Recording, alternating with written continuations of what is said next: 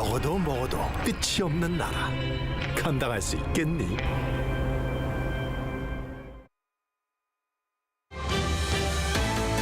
Coming up on Arirang News, Israel is expanding its ground operation, with tanks reportedly reaching the outskirts of Gaza City and cutting off key roads. This following its announcement that the second phase of the war has begun.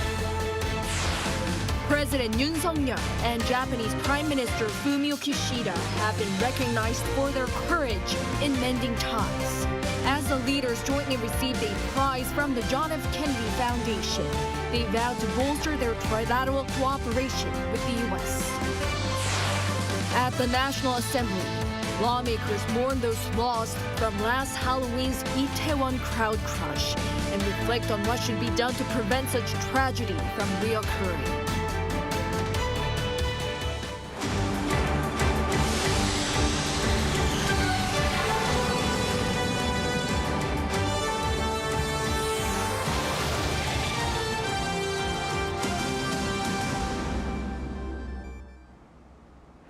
Good evening. It's 9 p.m. here in Seoul. Thank you for joining us on Arirang News. We begin in the Middle East, where Israeli troops are advancing deeper into Gaza. Heavy clashes have been reported on the outskirts of Gaza City, where the Israeli tanks are cutting off key roads. This follows Israel's announcement that it has entered the second phase of the war against Hamas.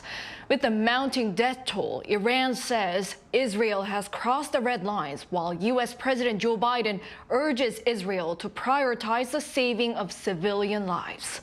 Lee Soo-jin starts us off. Israel is expanding its ground operations despite the escalating death toll in Gaza. According to Palestinian media on early Monday, Israeli troops bombarded the Strip with fierce air and artillery strikes. The airstrikes reportedly hit areas near Gaza City's hospitals, and Palestinian and Israeli militants also clashed in a border area east of Khan Yunis in the enclave's south. This comes just hours after Israel released images of battle tanks on the west coast of the Gaza Strip, largely seen as a potential move to surround Gaza's main city. And Israeli tanks were also reported to have moved into the outskirts of Gaza City on Monday, cutting off one of the main roads connecting the northern part of the enclave to the south. The Israeli military said that it has struck 600 militant targets over the past few days, saying in a statement that IDF troops killed dozens of terrorists who barricade themselves in buildings and tunnels. The airstrikes are part of what Israeli Prime Minister Benjamin Netanyahu called the second stage of its retaliatory assault against Hamas. The war inside the Gaza Strip will be long and difficult, and we are ready for it. With Israel continuing air raids on Gaza, Iranian President Ibrahim Raisi renewed threats against the country on Sunday, saying that it had crossed the red line in Gaza, which may force everyone to take action, hinting at the possibility of Tehran getting involved in the conflict. Taking to social media, President Raisi said the U.S. told Iran not to do anything, but Washington continues to give widespread support to Israel. Meanwhile, calls for a humanitarian ceasefire continue to grow as the death toll mounts. According to the White House on Sunday, U.S. President Joe Biden told Netanyahu that Israel should conduct its operations in Gaza in a manner consistent with international humanitarian law that prioritizes the protection of civilians, in their first phone call since the Israeli military expanded its ground operations in Gaza on Friday. According to Gaza's health ministry, the death toll among Palestinians passed 8,000, mostly women and children, since armed conflict began on October 7th, while 1,400 have been killed on the Israeli side, most of them being civilians. Lee Soo-jin, Arirang News. In other news, President Yoon and Japanese Prime Minister Kishida have been recognized by the John F. Kennedy Foundation for their courage in mending bilateral ties and strengthening three-way cooperation with the U.S. to promote regional peace. Our Oh Soo-young has more. President Yoon and Prime Minister Fumio Kishida pledged more courageous efforts to pursue peace and stability in the Indo-Pacific region after they jointly received a prize for their push to bolster trilateral cooperation with the United States. The John F. Kennedy Foundation held a ceremony Sunday, with the South Korean and Japanese leaders awarded as special recipients of the International Profiling Courage Award for working to improve bilateral ties, despite domestic opposition arising from historical issues. In particular, the foundation said Yoon began working towards rapprochement with Japan shortly after his election in March last year, adding that the two leaders have since built up a strong personal relationship with an exchange of visits between Seoul and Tokyo. It said such courage to choose a more hopeful future led to a historic level of trilateral cooperation with the US at their Camp David summit. The August summit produced key documents that set out a new framework for dialogue and coordination on military responses to North Korea's provocations and broader regional security, as well as economic issues and humanitarian projects in the Indo-Pacific. Accepting the honor in a video message, the South Korean leader said he was privileged to be awarded with his dear friend Prime Minister Fumio Kishida, promising even greater efforts to show courage based on utter sacrifice and dedication. I know that this award is a reminder of my solemn duty, a profound sense of responsibility placed upon the Republic of Korea, the United States, and Japan to promote freedom and prosperity around the world by standing together in solidarity. Yoon said as an English learner in high school, he was inspired by President Kennedy's values and worldview, which drove his push for innovation and reform, which led to social progress and scientific achievement. He mentioned the former US leader's New Frontier speech in 1960, which outlined his bold vision for the future while describing the many challenges facing America. Also in a video message, Prime Minister Kishida said he would work to open a new era in Korean-Japan relations based on his friendship with and trust of President Yoon, and that with the US, the three Pacific powers would contribute to peace and stability in the region. Previous recipients of the Courage Award include Ukrainian President Volodymyr Zelensky last year, Presidents Barack Obama and George W. Bush, and former UN Secretary General Kofi Annan. Oh Si-young, Arirang News. President Yoon presided over a cabinet meeting earlier today and spoke about his recent trip to the Middle East, pension reform, and bills that need to be passed by the National Assembly. As our Kim Do-yeon reports, they all had one thing in common. They were linked to the livelihood of the people.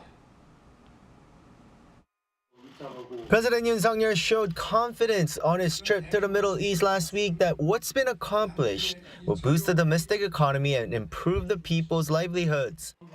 This, as on Monday he presided over a cabinet meeting and cited 63 MOUs and deals made in Saudi and Qatar worth around $20 billion. 이런 대규모 수출과 수주는 양질의 일자리 창출을 통해 경제와 민생에 활기를 불어넣을 것입니다. He also referred to his trip to the UAE earlier this year, saying that his completed state visits to all three big Middle East economies and jobs have already been created from his trip to the Emirates, specifically on smart farms. Saying that South Korea inadvertently relies on exports, he promised to work harder to expand the horizons for the nation's companies and provide smaller firms opportunities to gain markets overseas. 정상 순방 외교는 우리 국민과 기업의 글로벌 시장 개척을 돕는 최적의 플랫폼입니다. 지금까지 저의 해외 순방에 동행한 경제사절단은 중소 중견기업이 80% 가까이 차지합니다. He also emphasized the importance of keeping the domestic business atmosphere aligned with international standards for local companies to gain access to overseas markets, calling for relevant ministries to make sure of this. In the meantime, President Yoon also took time to address the government's efforts towards pension reform, as the government's new plan on pension system operation has passed the cabinet meeting and has been submitted to the National Assembly. Pension system is one of Yoon's three reform targets, along with labor and education. President Yoon explained that pension reform will not be just based on numbers and data. Instead, he will get a solid public consensus, vowing that he won't put political gains first. 저는 지난 대선 시에 제가 대통령이 되면 과거 정부들과 달리 연금 개혁에 대한 초당적 합의가 도출될 수 있도록 행정부가 과학적 근거와 국민 의견 조사, 선택 방안의 제시 등을 철저히 준비하고 적극 나서겠다고 약속드린 바 있습니다. 이 약속은 반드시 지킬 것입니다. In the meantime, he also addressed yet to be passed bills at the National Assembly that directly impact the livelihoods of the people. These include revisions to the Act on the Aggravated Punishment of Specific Economic Crimes, an effort to prevent jeonse fraud, as a rising number of young Koreans getting caught up in the rental deposit scam has spurred national anger. It's also notable that the request comes a day before Yoon's expected speech at the National Assembly on the government's budget for next year. Kim Do-yeon, Arirang News. Shifting gears, a wider gap has been seen between South Korea's gross national income and that of the group of 7 countries due to the weakening won and a sluggish economy.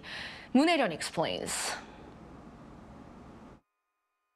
The gap between South Korea's gross national income and that of G7 countries is growing bigger on the back of the weakening Korean won and slow economic growth. According to data released by the Bank of Korea on Monday, the country's gross national income per capita by the World Bank's latest measurements for 2022 came to $35,990. GNI per capita is an important economic metric as it represents national income. Of the G7 countries, the top 7 economies in the world, Italy had the lowest GNI per capita at just under $37,000, but this is still over $1,700 more than South Korea. Back in 2020, South Korea's GNI per capita ranked above Italy's by $610, the first time in history that the country had recorded such a feat. However, this was temporary as Italy recorded a 9% decline in economic growth due to the effects of COVID-19. The following year, in 2021, Italy's GNI per capita rose by over $1,000. When compared to the United States, which ranks first among G7 countries in terms of GNI per capita, the gap widened with the US figure at around $40,000. The growing gap has been attributed to the weakening Korean won as well as differences in economic growth. According to the Bank of Korea's economic statistics system, the Korean won depreciated by around 13% in 2022 compared to 2021, when comparing the average $1 exchange rates throughout the year. While the euro, which is used in Italy, also fell against the greenback, the average euro-dollar exchange rate throughout 2022 was around 11% lower than the previous year, showing that the decline of its currency was weaker than that of the Korean won.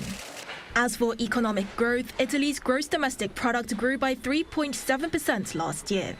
This is more than 1 percentage point higher than South Korea's GDP for the same period, which was recorded at 2.6%. Whether South Korea can overtake Italy once again this year is dependent on GDP growth, as the exchange rate is said to be unlikely to recover within the next few months.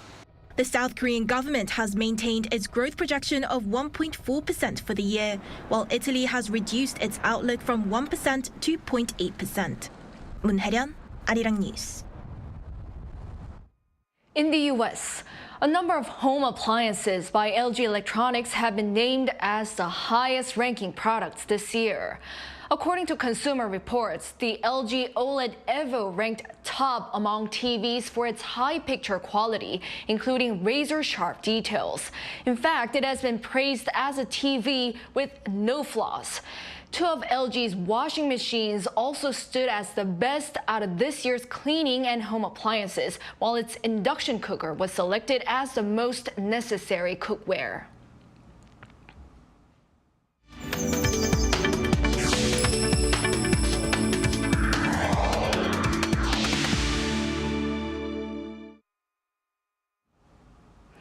Now, it's been over a year since South Korea launched its digital platform government, which aims for more user-friendly administrative services. Our business correspondent Shin Ha-young spoke with the head of the Presidential Committee on the Digital Platform Government to explore what's been achieved and what still needs to be done. enabling people to receive services tailored to their needs by integrating information and data across the private and public sectors. This is what the Yoon administration has been focusing on through the Digital Platform Government Initiative, or DPG. First launched in September last year, a presidential committee on the digital platform government spent its first year creating an action plan. The claiming process for actual medical expenses insurance will be simplified. Policyholders had to visit hospitals to obtain related documents and submit them to the insurance company. Similarly, for export companies, the process of applying for trade financing has been simplified by enabling electronic submission of documents from the Korea Customs Service to financial institutions. These efforts have extended abroad. During President Yoon's state visit to the Middle East last week, South Korean tech giant Naver struck a deal with the Saudi Arabian government to create a digital twin platform, a virtual geospatial model of the real world for urban planning and management in 5 Saudi cities.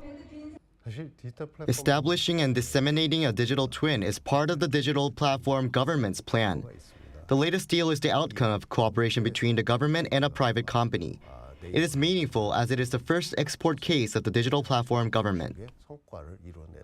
In terms of digital infrastructure, Ko says South Korea is a global powerhouse. But he thinks the country falls short in utilizing digital technology, which is the reason for creating the world's first use case of hyperscale AI across government departments.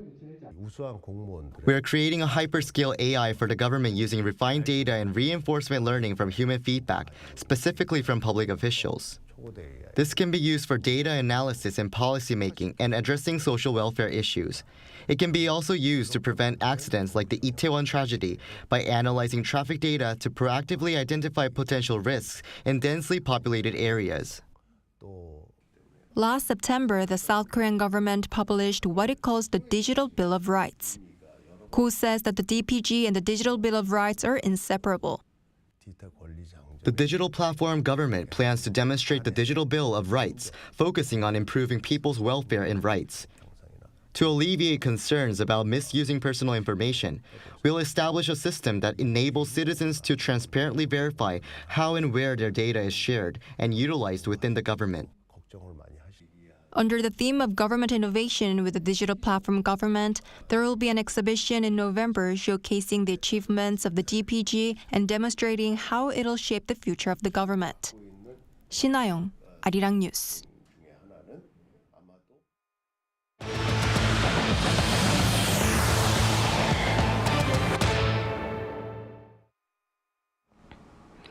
Confirmed cases of lumpy skin disease in South Korea are still on the rise. As of 2 p.m. on Monday, the total number of farms in the country with cases hit 64. The first was confirmed 10 days ago. On Monday, farms in Chungcheongnam-do, Jeollabuk-do, and Gangwon-do provinces each had 1 confirmed case. Authorities are also currently conducting testing of 4 suspected cases. So far, the government has distributed vaccines for more than 2.4 million cattle, with over 2 million additional doses set to arrive tomorrow. Over at the National Assembly, lawmakers gathered this afternoon along with family members of the victims of the Itaewon crowd crush disaster to remember those who perished 1 year ago. Assembly Speaker Kim Jin-pyo said it was important to reflect on whether the country has fulfilled its duty to protect the lives and safety of the people. Ruling People Power Party floor leader Yoon Jae-ok noted that the National Assembly needed to refrain from political battles and come up with effective measures to prevent the repetition of any such disaster. Meanwhile, main opposition Democratic Party floor leader Hong Ik-pyo called for a united effort to pass a DP-led special bill aimed at reinvestigating the incident. The disaster claimed the lives of 159 people celebrating Halloween in Itaewon. South Korea is becoming more of a cultural powerhouse these days as K-pop and other K-content gain global fandom and popularity. And the nation's new culture minister, Yoon says he'll make Korean culture more accessible both at home and abroad. Our culture correspondent Song Yujin tells us what he has in mind. It's been a busy 3 weeks for South Korea's new Minister of Culture, Sports and Tourism, Yoon. Since taking office earlier this month, he's been crisscrossing provinces, engaging with industry officials. This is his second term as culture minister, having previously served from 2008 to 2011. Back in the role, Yoo says he will make Korean culture more accessible both domestically and on the global stage. On the domestic front, he's prioritizing the transformation of regions outside Seoul into vibrant cultural hubs. This involves establishing more state-run performing arts companies and what's called the Local 100 project, which spotlights 100 landmarks, cultural assets, and artisans. We aim to engage with people who are eager to participate in this project, enabling them to immerse themselves in the unique culture, cuisine, and products of each region. This initiative is expected to breathe new life into regions outside the capital. Globally, Minister Yoo envisions enhancing the competitiveness of Korean content by providing support for content creators to safeguard their intellectual property rights, as well as allocating 1.7 trillion Korean won, or $1.3 billion for content creation next year. When asked about his top priority, his answer was amending the Copyright Act. The revision should take into account the interests of content creators, producers, streaming services, and other involved stakeholders. I'll constantly engage, discuss, and communicate with these parties. Based on these, the Culture Ministry will lay out detailed policies for each sector by the end of this year. 송유진, Arirang News. Researchers here are promising greater mobility for those in wheelchairs. They've made a wheelchair that can climb stairs. Yoon tells us how. This electric wheelchair travels on the road, but once it reaches a step in front of a convenience store, it stops. Without assistance, access for this wheelchair is restricted. But local researchers have developed this strange-looking wheelchair that isn't stopped by stairs. It has smaller wheels that grip onto the surface of the stairs and move up and down them with stability. It's the unique step-shaped wheel structure that helps the chair remain vertical relative to the ground. So a great advantage is its high stability against the risk of slipping. Robotics technology has been incorporated into this new wheelchair, which also has a function that allows the user to change positions. It can maneuver to help the user to a standing position and can even move in that position, allowing further mobility. This helps tackle some of the health issues like poor blood circulation and the development of bed sores among wheelchair users.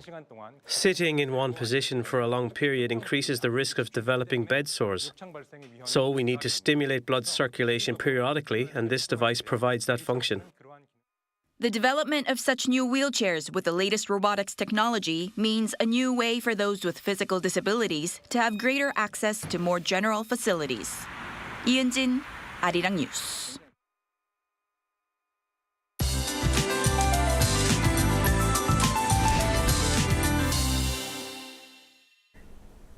Mild autumn weather will persist for the time being. As for the daytime temperatures, warmer spells are expected, with highs surpassing the seasonal average. For Seoul, maximum temperatures will be peaking at 20 degrees Celsius. For eastern regions, conditions will be especially warm. Places like Gyeongju will see highs of 25 degrees, which is about 7 degrees higher than the seasonal norms. In the meantime, some mountainous regions have reached their peak of fall foliage, but there are some areas where fall foliage has just begun. Places like Gworaksan and Mudungsan have just started to change their colors. Fall foliage is forecast to last until next week. As for the readings, I'll be starting off at 13 degrees. Some inland regions will see lows falling into single figures. Daytime conditions will be much warmer. Seoul will get up to 20 degrees, Daejeon 21, Daegu and Busan will be reaching 23 degrees. On Wednesday, the Seoul metropolitan area and Gangwon-do province will see a round of showers. Conditions will stay warmer than the seasonal average for the remainder of the week. It's all for now, and here are the weather conditions around the world.